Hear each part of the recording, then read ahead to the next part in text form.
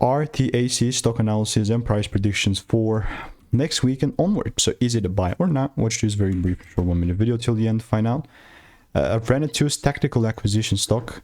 I will tell you one thing, this is so choppy. It's chopped. Probably will not even be trading this. Now, for me to make a video on it, yeah, sure. I mean, we have this demand zone, whatever. I saw a break first here. If there is a full candle close above, I'll put it 12 bucks. I don't care. Full candle close about 12 bucks.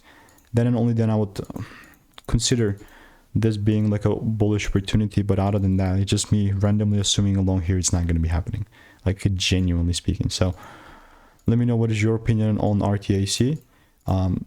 No previous receipts in the Discord. If you want to stay tuned and get free money making emails and insights, click the first link in the description and I'll continue to keep you updated. Goodbye and enjoy.